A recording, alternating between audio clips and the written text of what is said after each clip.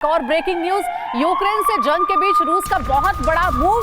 खाली बैठे पूर्व अफगान सैनिकों की भर्ती कर रहा है रूस। अफगान वॉर वेटरन को भी जॉब पर रखा जा रहा है। अफगान एलीट आर्मी के कमांडोज की कर रहा है भर्ती। तो रूस अब अफगानी कमांडोज की भर्ती कर रहा है। अफगानी सैनिकों को युद्ध में लड़ने के लिए यूक्रेन भेजने की रणनीति अपना रहा है।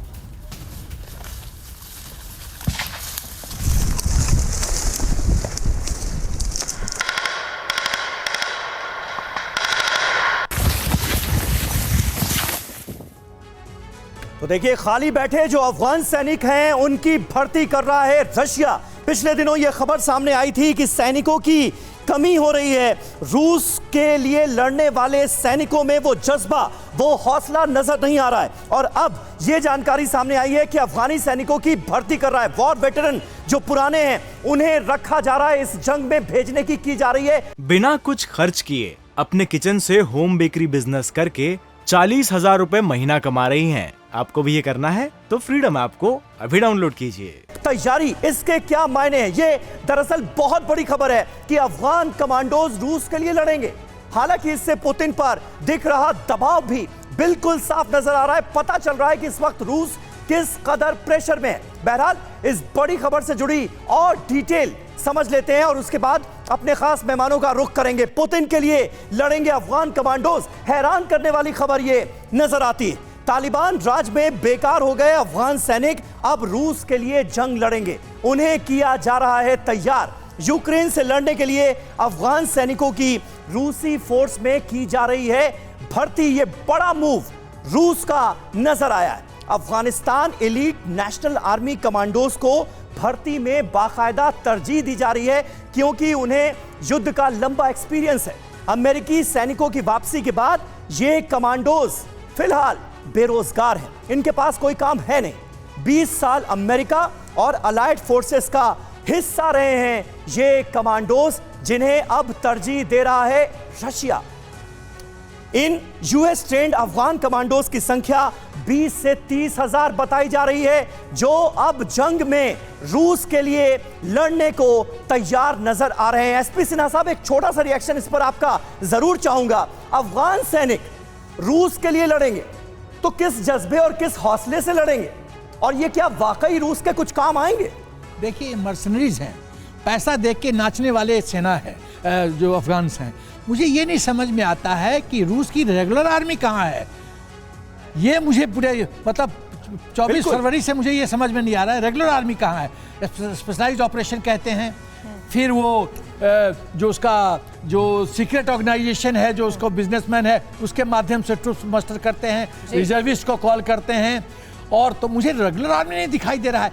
क्या कोई देश तो ये भी तो समझना पड़ेगा ना सर कि ये मजबूरी रूस के सामने क्यों है? ये अफगान की जो बात कर रहे हैं वो अपने मदरलैंड के लिए नहीं लड़ रहे हैं। तो वो उनका जो मोटिवेशन लेवल है वो इतना हाई हो ही नहीं सकता है। ठीक है, यानी कि माता के लिए, देश की माता के लिए लड़िएगा और दूसरा जज्बा होता है। सिन्हा सर, आप ये मानते हैं ना कि पुतिन की ये वाली जो रणनीति है वो फेल है, इसमें कोई दम नहीं है? देखो, फेल अब पास तो रिजल्ट ग्राउंड पे पता चलेगा। दिख रहा है 8 महीने से तो दिख ही रहा है ग्राउंड पे रिजल्ट। किस मोटिवेशन के साथ। ठीक है सर, लौट रही हूँ आपके पास। देखिए, एक और जानकारी वो शेयर कर देते हैं। सबसे पहले आइए अब आपको अफगान कमांडोज के बारे में कुछ खास इंफॉर्मेशन देते हैं। बताया जा रहा है कि अफगान कमांडो आखिर क्यों खास है और क्यों पुतिन की नजर उन पर पड़ी, ये समझना जरूरी है। इन्हें पश्चिमी हथियारों से लड़ने का अनुभव है। साथ ही इनकी खासियत ये कि इन्हें वॉर की जो पश्चिम स्ट्रेटेजी है, वेस्टर्न स्ट्रेटेजी है, उसकी जानकारी भी है। यूएस ने इन कमांडो पर करोड़ों डॉलर खर्चे थे। ये कमांडो तालिबान की हिट लिस्ट में है। इनमें से कई ने डर से तो देश भी छोड़ दिया है। अब रूस इन कमांडो का फायदा उठाएगा। सुमित जी, क्या वाकई में रूस फायदा उठा पाएगा? क्योंकि चेचन फाइटर्स तो जीत दिलाने में नाकामयाब रहे पुतिन साहब को। अब अफगान कमांडोज क्या जीत दिला पाएंगे? और पुतिन आखिर बार बार ऐसे फैसले क्यों ले रहे हैं? कभी पार्शियल मोबिलाइजेशन का फैसला लेते हैं, अब अफगानी कमांडो को कह रहे हैं कि अब युद्ध लड़िए रूसी सैनिकों के साथ मिलकर। उनके अपने सैनिक कहाँ हैं, जो सिन्हा साहब ने सवाल उठाया? इसमें 2-3 महत्वपूर्ण बातें हैं। पहली बात ये कि आंतरिक रूप से ऐसा लग रहा है कि रूस की सेना की जो संख्या बल है वो अभी तक एकत्रित नहीं कर पाए हैं पुतिन। दूसरी बात ये कि जब अफगानी फोर्सेस को वहाँ पे डिप्लॉयमेंट की बात चल रही है, इसका मतलब ये हुआ कि कहीं ना कहीं ऐसा नहीं हो सकता कि तालिबान को ये पता न हो और तालिबान की स्वीकृति न मिली हुई।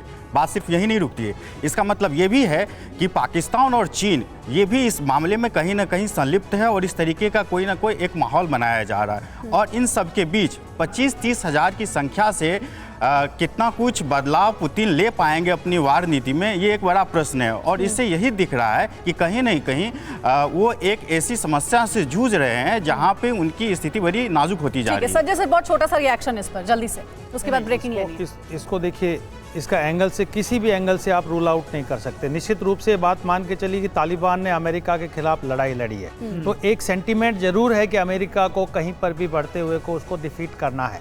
लेकिन आप ये देखिए कि रूस की सेना, रूस क्या कर रहा है, वो बेलारूस से को मोबिलाइज कर रहा है, वहाँ की सेना के लिए मोबिलाइज कर रहा है। वहाँ पे लगभग आप देखिए 3200 ट्रूप्स वहाँ भेज दिए गए हैं, कह रहे हैं ट्रेनिंग के लिए जा रहे हैं। चेचन लड़ाकों से वो मदद ले रहे हैं। और तीसरा, अब अफगान एक एक्सप्लोर किया है, हर तरीके के रास्ते को एक्सप्लोर कर रहा है रूस, क्योंकि रूस को ये जंग जीतनी है। ये लड़ाई जो है वो सबसे बड़ी बात रूस की ये रणनीति है जो साफ ये जाहिर कर रही है इन तमाम अप्रोच के बाद कि रूस नहीं चाहता कि उसकी अपनी सेना को ये नुकसान पहुंचे, इसलिए वो दूसरों पर निर्भर करके अभी फिलहाल मैदान में कैसे आगे बढ़ रहा है। बिना कुछ खर्च किए अपने किचन से होम बेकरी बिजनेस करके 40,000 रुपए महीना कमा रही हैं। आपको भी ये करना है तो फ्रीडम ऐप को अभी डाउनलोड कीजिए।